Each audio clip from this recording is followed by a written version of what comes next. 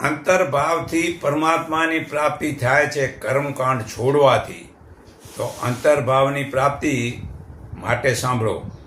ભક્ત જ્યારે પોતાની ભક્તિમાં આગળ વધે છે ત્યારે તેના સેવા, પૂજા, ધૂપ, દીપ, માળા, જપ, ભજન, કીર્તન, વ્રત, ઉપવાસ વગેરે કર્મકાંડનો અભ્યાસને છોડી દે છે.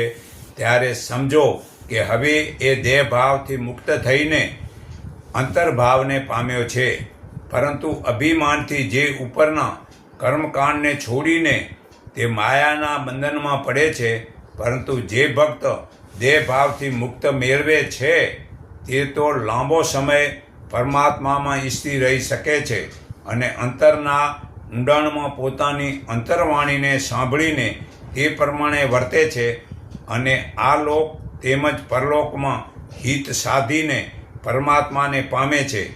એવા ભક્ત કદાચ પોતાના લખવા, વાંચવા વગેરે કર્તવ્ય કર્મો કરતો હોવા છતાં જેનો બીજો છેડો તો તેના અંતરમાં જ સ્થિર હોય છે અને તેથી જ તેને તેના કર્તવ્ય કર્મનો થાક લાગતો નથી.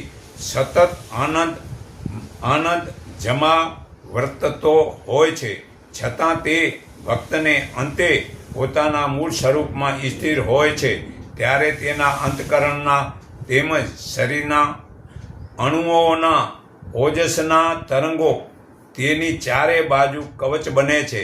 તે ભક્તની આજુબાજુના ઓજસના તરંગો પણ પોતાના યોગ્યતા મુજબ જેણે તે આનંદમાં આમ સ્નાન કરતા હોય તેવો અનુભવ થાય છે. ભક્ત પારબંધ અને દેહના વ્યવહારોને છોડી દે છે અને શ્વાસોશ્વાસ વધુ રહે છે. ત્યારે પારબંધ ભોગવે છે છતાં પરમાત્મા તેને ભોગવાની આસક્તિથી દૂર રાખીને પોતાને યાદમાં રાખે છે.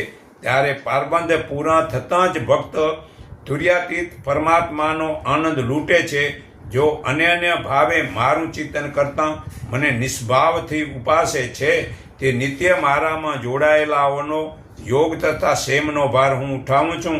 હે અર્જુન, તારી પાસે જે નથી તે બધું હું આપું છું અને તેનું રક્ષણનો ભાર પણ હું જ ઉઠાવું છું. આ ગીતા અધ્યાય 9 શ્લોક 22માં પુરાવો છે.